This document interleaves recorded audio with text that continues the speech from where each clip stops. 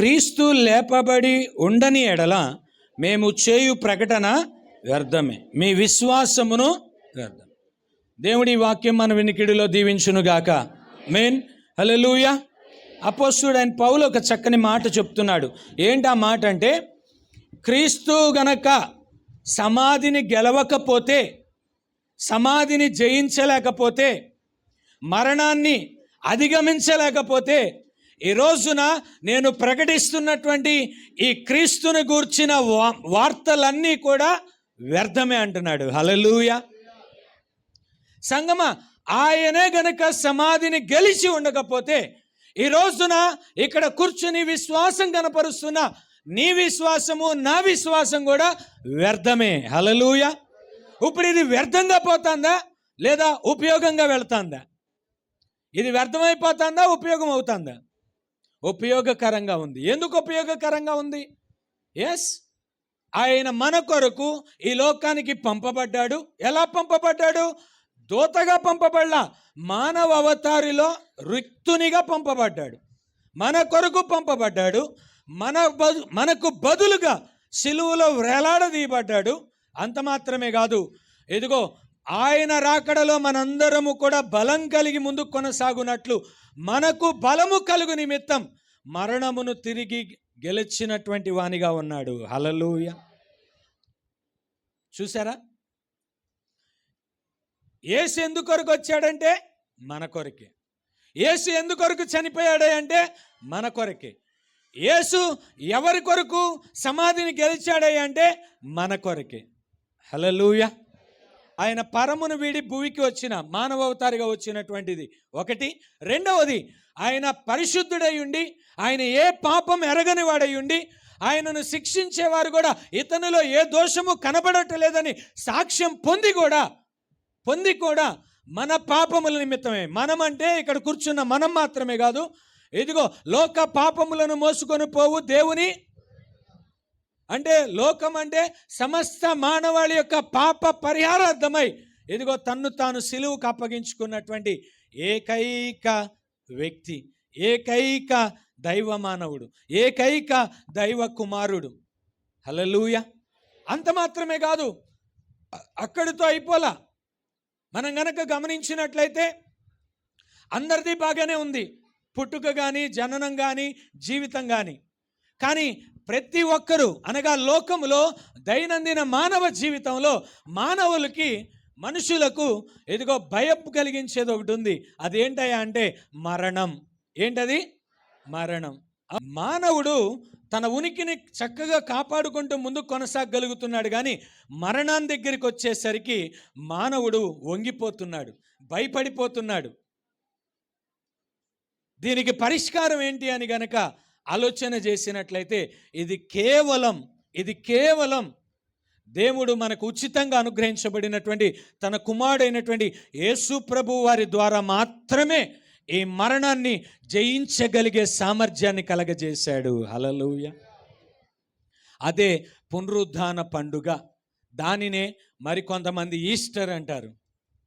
ఏంటి ఈ పునరుద్ధానం ఏం సూచిస్తుంది అంటే, ఇదిగో మరణమును గెలిచే అనుభవాన్ని నమ్ముట నీ వలనైతే నమ్మువానికి సమస్తము సాధ్యమన్న రీతిగా దేవుడు మరణాన్ని సైతం అధిగమింపచేసే కృపనిస్తాడు. హల్లెలూయా. పునరుద్ధానుడైనటువంటి యేసుని సంగమా నీవు నేను విశ్వసించాలి. హల్లెలూయా. విశ్వసించడం మాత్రమే కాదు, విశ్వసించిన దానిని గట్టిగా పట్టుకొని ఇదిగో మన విశ్వాస యాత్రలో గురి యొద్దకు పరిగెత్తే అనుభవం కలిగి ఉండాలి. హల్లెలూయా. మరి ఈ అనుభవాలు మనలో ఉండాలని, మనం కలిగి ఉండాలని యేసయ్య నీ కొరకు నా కొరకు పునరుద్ధాన బలాన్ని ఇవ్వటానికే ఆయన సమాధిని గెలిచిన వాడిగా ఉన్నాడు. హల్లెలూయా. ఇక్కడ ఏంటో తెలుసా, ఆయన ఎవరి కొరకు పుట్టాడంటే మన కోసమే. ఆయన ఎవరి కొరకు జీవించాడే అంటే మనకు మాదిరి చూపిట కొరకే జీవించాడు. ఆయన ఎవరి కొరకు చావుకు అప్పగించుకున్నాడే అంటే మనకు బదులుగా. ఆయన ఎందుకు చనిపోయాడే అంటే మనందరి నిమిత్తం. చనిపోయిన ఆయనను కూడా మరణం మింగివేసిందా అంటే ఆయనకు మరణం లేదు, ఆయనను మరణం మింగజాలదు.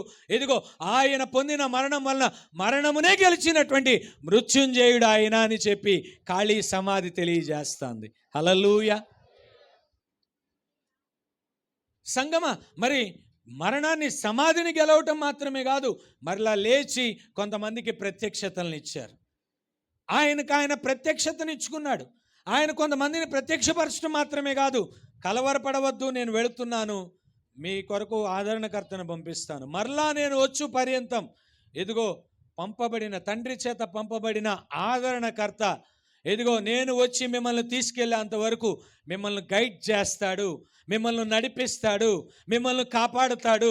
మీరు అవకాశం ఇవ్వాలి కానీ మిమ్మల్ని చక్కగా నడిపిస్తాడు. హల్లెలూయా. ఇది సంగమ చెప్పింది. సో ఈ మాటలన్నిటినీ, ఈ శుభవార్తలన్నిటినీ పౌలు ప్రకటిస్తున్నాడు. ఈ ప్రకటించబడిన మాటలన్నీ దేని మీద ఆధారపడి ఉన్నాయో తెలుసా? దేని మీద ఆధారపడి ఉన్నాయో తెలుసా? ఆయన మరణమును గెలిచిన దాని మీద ఆధారపడి ఉన్నాయి. హల్లెలూయా. సంగమా, 4 సువార్తలు రాయబడి, 4 సువార్తలు 4 సువార్తికులు రాశారు. మత్తయి ఏమో మత్తయి రాశాడు, మత్తయి సువార్త. మార్క్ ఏమో మార్కు రాశాడు, మార్కు సువార్త.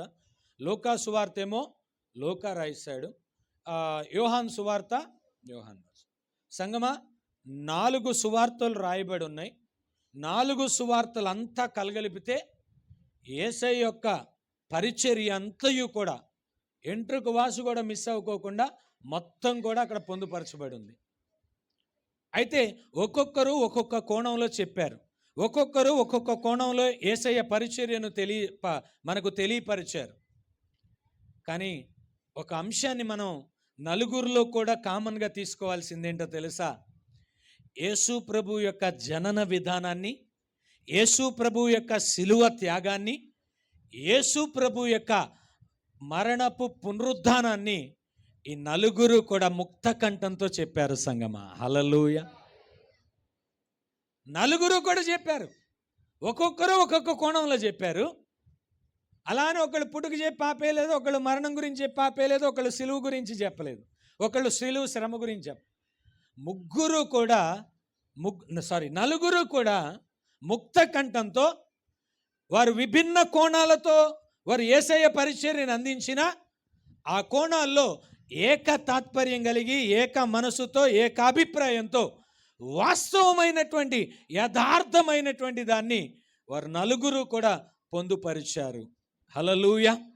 ఇదిగో విశ్వవ్యాప్తంగా పునరుద్ధానపు పండగ అని డిక్లరేషన్ ఇచ్చి, ఈ పునరుద్ధానపు పండగను ప్రతి ఆదివారం కూడా పునరుద్ధాన దినంగా ప్రకటించి, ఈ రోజున విశ్వవ్యాప్తంగా పండగ చేసుకుంటున్నటువంటి పండగకు కారణం ఏంటో తెలుసా? ముఖ్య కారణం, నీవు నేను ఆరాధిస్తున్నటువంటి సజీవుడైనటువంటి యేసు మరణమును గెలిచిన వాడుగా ఉన్నాడు, సమాధిని గెలిచిన వాడుగా ఉన్నాడు. హల్లెలూయా. ఆయన సమాధిని గెలవటం మాత్రమే కాదు, ఇదిగో ఒకప్పుడు చీకటిలో మగ్గిపోతున్నటువంటి మన బ్రతుకులను సైతం ఆయన వెలిగించిన దేవుడై ఉన్నాడు. హల్లెలూయా. ఒకప్పుడు మరణపు టూరులలో చిక్కుకొని పోయినటువంటి మన జీవితాలను, మన బ్రతుకులను, మన కుటుంబాలను దేవుడు వెలిగించి, ఇదిగో ఆయన మరణమును గెలవటం మాత్రమే కాదు, మనల్ని కూడా నేటి వరకు ఇదిగో గెలిపిస్తూ ముందుకు నడిపిస్తున్నటువంటి వాడై ఉన్నాడు. హల్లెలూయా. దానికి నిదర్శనం ఏంటో తెలుసా? ఈ యేసు యొక్క సమాధి ఇవాల్టికి కూడా సాక్ష్యార్థంగా ఖాళీగా కనబడుతూ ఉన్నది. హల్లెలూయా.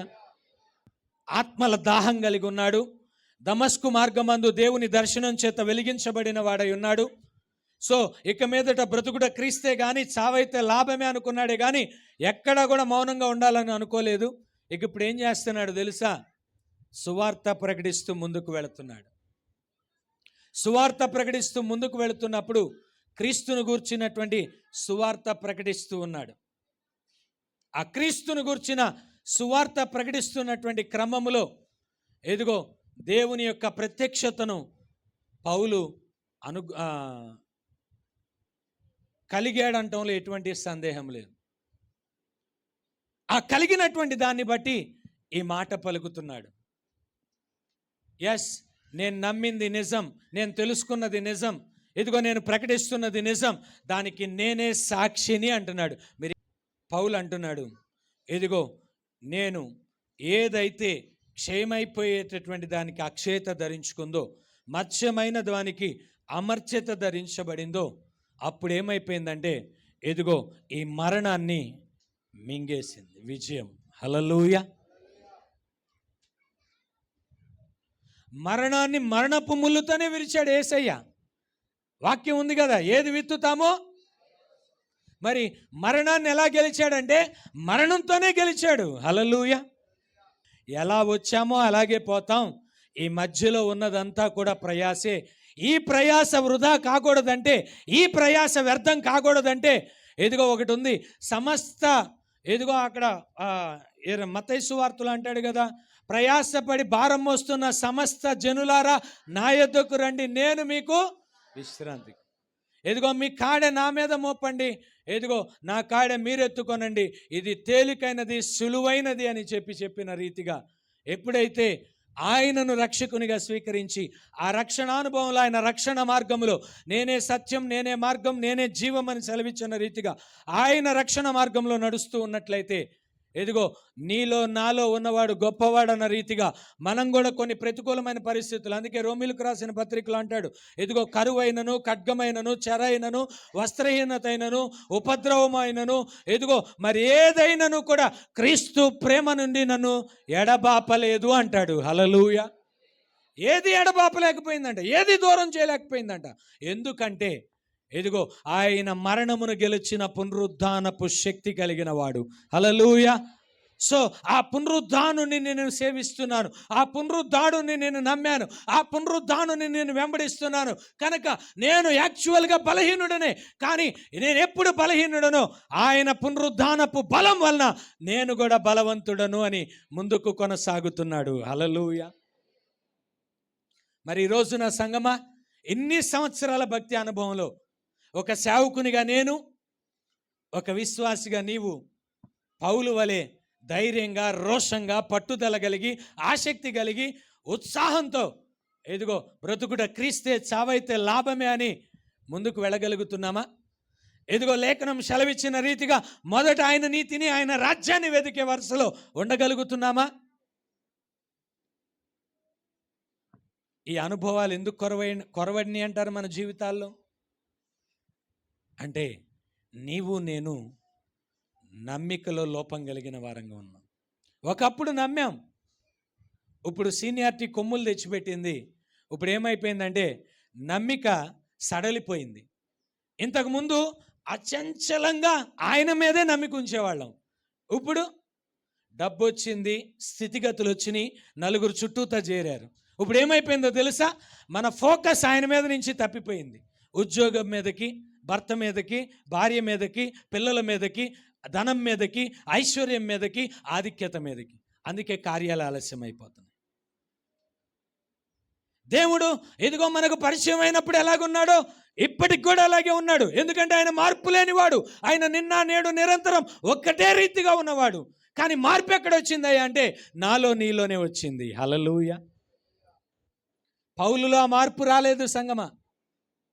అందుకే బ్రతుకుట క్రీస్తే, చావైతే లాభమే అనుకున్నాడు.